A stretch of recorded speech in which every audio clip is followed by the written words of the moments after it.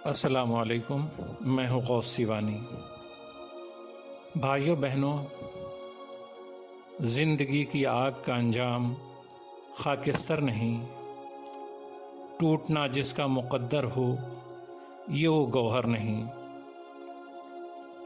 شاہ ہمدان امیر کبیر سید علی ہمدانی علیہ رحمہ نے وادی کشمیر میں تصوف کی اشاعت کا جو کارنامہ انجام دیا وہ انہی کا حصہ ہے، مگر ان کے مشن کو آگے بڑھانے والے کئی افراد تھے۔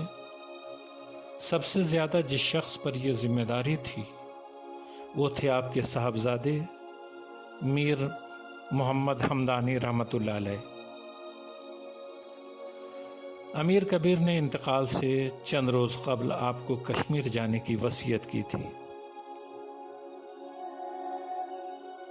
میر محمد ہمدانی نے اپنے والد کی وصیت پر عمل کرتے ہوئے اپنی باقی ماندہ زندگی کا بیشتر حصہ کشمیر میں تصوف کی اشاعت کرتے ہوئے گزار دیا۔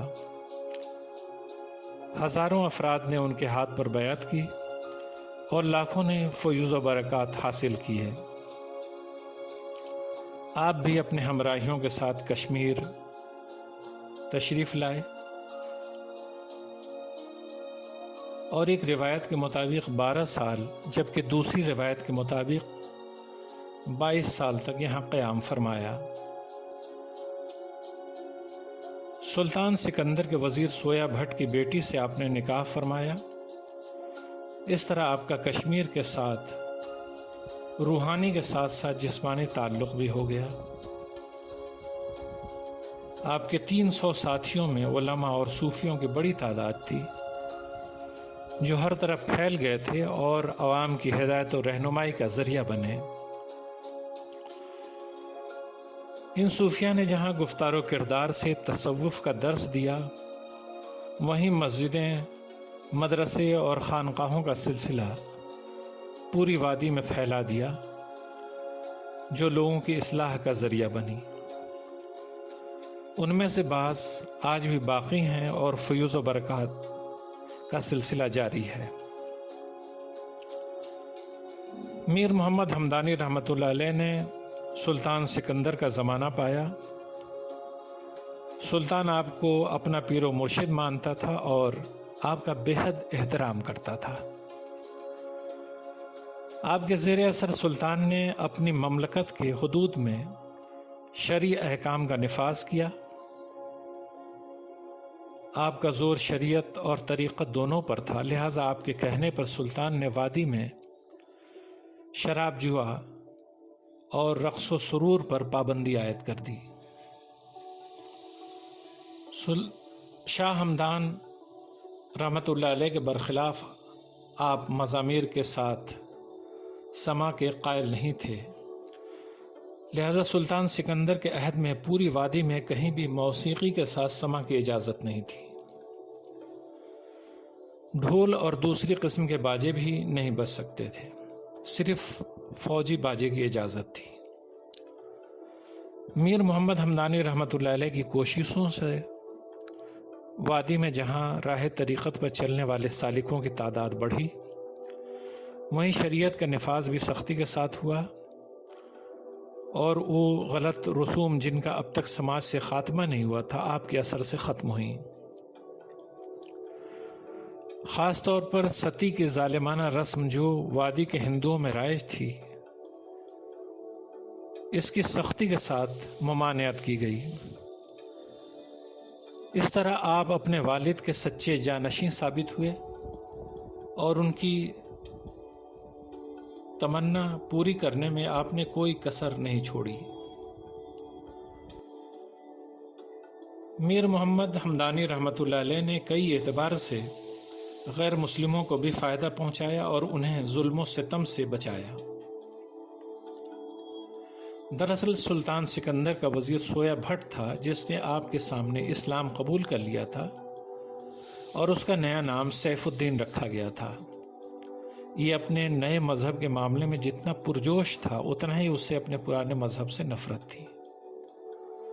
اس نے کئی مندروں کو مسمار کرا دیا اور غلط رسم و رواجوں پر سختی کرتا تھا۔ इस सख्ती की एक वजह यह भी थी कि उसके पुराने हम मज़हब उसके तब्दीली मज़हब की वजह से उससे नफ़रत करते थे। मीर सैयद मोहम्मद हमदानी को जब इसकी इत्तला मिली तो आपने ऐसा करने से मना फरमा दिया और कहा कि कुरान में फरमाया गया है ला इकराह फिद्दीन, इसलिए मजहबी मामले में कोई ज़बरदस्ती नहीं की जा सकती। किसी का मजहब ज़बरदस्ती बदलवाया जा सकता है और न किसी मंदिर को नुकसान पहुंचाया जा सकता है। आपके हुक्म के बाद यह सिलसिला रुक गया। मीर मोहम्मद हमदानी रहमतुल्लाह अलैह साहिब कलम बुजुर्ग थे। सुल्तान सिकंदर की फरमाइश पर उन्होंने कई किताबें तसनीफ़ फरमाई।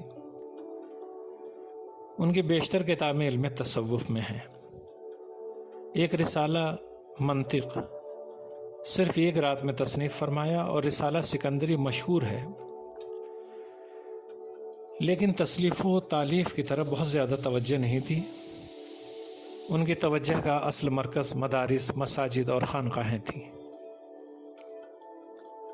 उनके कहने पर सुल्तान सिकंदर ने इस जानिब तवज्जो दी और कई इदारों का क़याम अमल में आया। कश्मीर की पुरशिकोह जामे मस्जिद भी उन्हीं में शामिल है। ये मस्जिद ज़ीना कदल मस्जिद के करीब है और सारी दुनिया में अपनी तर्ज तामीर के लिए मशहूर है। ये मस्जिद उसके अलावा है जिसे सुल्तान सिकंदर ने इसी जगह पर तामीर कराया जहाँ शाह हमदान पहले बार ठहरे थे। ये खानकाह भी अपनी मखसूस तर्ज तामीर के लिए शोहरत की हामिल है। इसकी तामीर में सुल्तान ने खुद अपने हाथों से ईंटें उठाईं। श्रीनगर में मदरसा सुल्तान सिकंदर का क़याम भी इसी ज़माने में अमल में आया।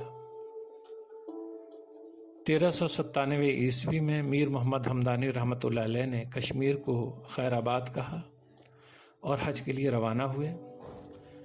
वापसी में ख़तलान गए जहां आपके वालिद मोहतरम का मज़ार है। यहीं दाइए अजल को लब्बैक कहा। आपके जनाजे में कश्मीर के लोग भी शामिल हुए। जिंदगी फिरदौस गुमगश्ता को पा सकती नहीं, मौत ही आती है यह मंजिल दिखाने के लिए। बुजुर्गान दीन और तसव्वुफ़ के बारे में जानकारी के लिए आप हमारे YouTube चैनल को सब्सक्राइब करें और इसके लिंक अपने दोस्तों अहबाब को भेजें।